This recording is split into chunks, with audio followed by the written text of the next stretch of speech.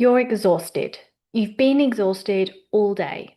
You've thought about going to bed for the last 3 hours, and then finally you get into bed, and somehow you're wide awake. Maybe your brain suddenly wants to think about everything that's happened that day. Maybe you can hear a tiny noise somewhere in the house that you absolutely cannot stop noticing. Maybe the sheets don't feel quite right. Maybe you're too hot, or suddenly hungry, or thirsty, or you just feel unsettled. And the frustrating thing is, you're tired. So why can't you sleep? Today, I want to talk about why sleep can be particularly complicated for autistic adults, and why being exhausted isn't always the same thing as being ready for sleep. Hi, I'm Dr. Jessica Bates. I'm a researcher in nutritional psychiatry, and I focus on how nutrition impacts mental health, particularly in autistic adults. And today we're starting a new three-part series about something that affects so many autistic adults: sleep. Across this series, we're going to explore why sleep can be difficult, why some of us find ourselves staying awake even when we're completely exhausted, and how food, hydration, and sleep can all interact. But before we talk about how to sleep better, I think we need to understand why sleep can be difficult in the first place. Because autistic people are often given the same standard sleep advice: have a bedtime routine, avoid screens, go to bed earlier, relax. But sometimes the problem isn't that we don't know we're supposed to sleep. The problem is getting our nervous system there. I think this is one of the most important distinctions we can make. Tired isn't always the same thing as sleepy. You can be physically exhausted, mentally exhausted, socially exhausted, sensory exhausted, and still not feel sleepy. Maybe you spent the whole day working, talking to people, masking, making decisions, managing sensory input. By the evening, you might feel completely depleted. But depletion doesn't necessarily mean your brain is physiologically ready to transition into sleep. And that can be incredibly frustrating because you're lying there thinking, I'm exhausted. Why am I still awake? Sometimes the question isn't, how tired am I? It might be, what does my nervous system need in order to transition towards sleep? And one part of that is sensory processing. We often talk about sensory differences in relation to food on this channel, but your bedroom is a sensory environment too. Think about everything your brain has to process when you're trying to sleep: the temperature of the room, the texture of your sheets, the weight of your blanket, the feeling of your pajamas, light coming in through the curtains, the hum of an appliance, traffic outside, your partner breathing. For one person, a heavy blanket might feel incredibly calming. For another, absolutely not. Some people need complete silence. Others find silence uncomfortable and need predictable background noise. Some people need complete darkness. Others feel settled with a small amount of light. And that's why I'm cautious about universal rules for the perfect sleep environment. There probably isn't one. There is only what works for your nervous system. There's another sensory system that I think is particularly interesting here: interoception. Interoception is how we notice and interpret signals coming from inside our body. We've talked about it before in relation to hunger and thirst, but it can matter for sleep too. How do you know you're sleepy, hungry, thirsty, too hot, too full, uncomfortable? For some autistic people, those internal signals may not become obvious until they're quite strong. So perhaps you don't notice that you're thirsty until you get into bed, or you suddenly realize, I'm actually really hungry. Maybe you didn't recognize those signals earlier. Maybe you were busy, you were hyper-focused. Maybe preparing food felt too difficult. And now that everything is finally quiet, your body has your attention.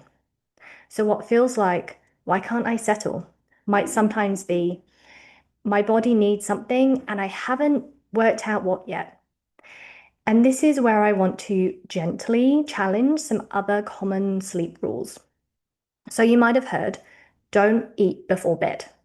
But nutrition is rarely that simple. If you've barely eaten all afternoon, or you've missed dinner, or you've suddenly realized that you're genuinely hungry, going to bed hungry isn't necessarily going to help you sleep. Sometimes eating something is exactly what your body needs. That doesn't mean everyone needs a large meal immediately before lying down. For some people, that might feel uncomfortable or aggravate things like reflux.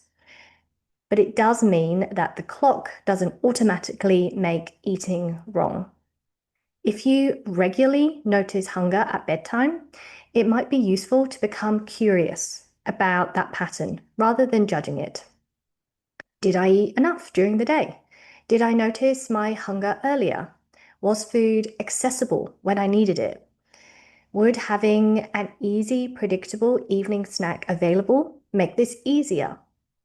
And importantly, that doesn't have to be some magical sleep food. It could simply be a safe, familiar food that you know you can eat. Because sometimes the most useful nutrition strategy is the one that's actually accessible. The same goes for hydration. Maybe you're suddenly thirsty at bedtime because you haven't drunk much water throughout the day. Or perhaps you realize you're uncomfortable because you tried to catch up by drinking a huge amount immediately before bed. Maybe your stomach feels too full. Maybe you're experiencing reflux or need the bathroom. All of these internal sensations can make settling more difficult. And this is why I think sleep is about much more than what happens in the bedroom. Our whole day comes to bed with us. What we've eaten, what we've drunk, how much sensory input we've processed, how much we've had to mask, how much our brain is still trying to process. Sleep doesn't happen in isolation. And sometimes the environment is perfect. You're comfortable, you're not hungry, you're not thirsty, and your brain simply will not stop. Maybe you're replaying a conversation, thinking about something you need to do tomorrow, processing something that happened 6 hours ago, or suddenly developing an intense interest in something at 11:47 p.m. And there's another important distinction here. Being physically still doesn't necessarily mean your nervous system is settled. Sometimes the external demands of the day stop, and that's when your brain finally has space to process everything. Which brings us to something we're going to explore more in the next video. For some autistic people, nighttime might actually feel safer and easier than daytime. There are fewer demands, fewer people, less sensory input, less expectation.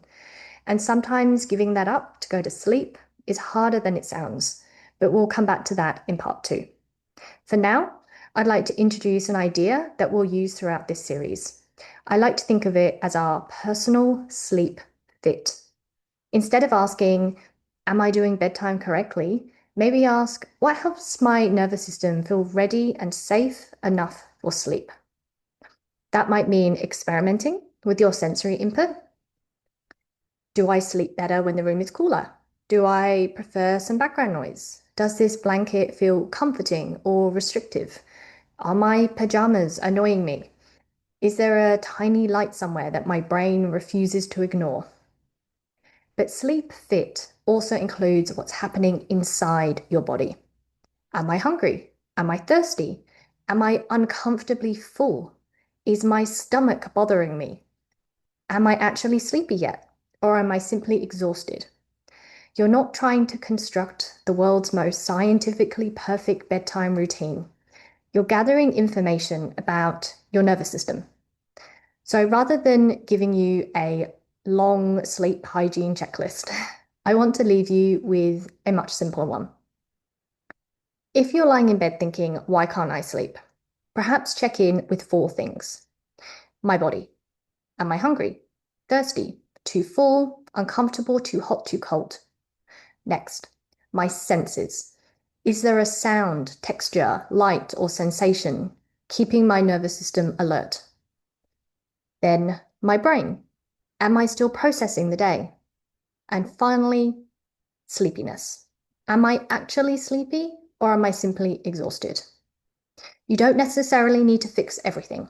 Sometimes just identifying the barrier can change how you respond to it. If sleep has always felt strangely difficult for you, I hope this video gives you another way of looking at it. Maybe you're not bad at sleeping. Maybe your nervous system simply has more information to process before it can transition to sleep. And perhaps the goal isn't to follow every sleep rule perfectly. Maybe it's to understand what helps my body and brain move towards sleep. For you, that might be a particular sensory environment. It might be having something to eat because you finally notice that you're hungry. It might mean drinking enough water earlier in the day. It might be giving yourself time to decompress before expecting your brain to suddenly switch off. There isn't one perfect autistic bedtime routine. We're looking for yours. I'd love to hear from you in the comments. What's one thing that makes sleep easier or harder for you? Is it temperature, noise, hunger, a brain that suddenly becomes incredibly interested at everything at midnight? I'd love to hear about your experience. You might also find my previous videos helpful as well, so check those out. And if you're interested in more evidence-based neuro-affirming approaches to nutrition and mental well-being, please consider subscribing. Thanks for watching, and I hope to see you next time.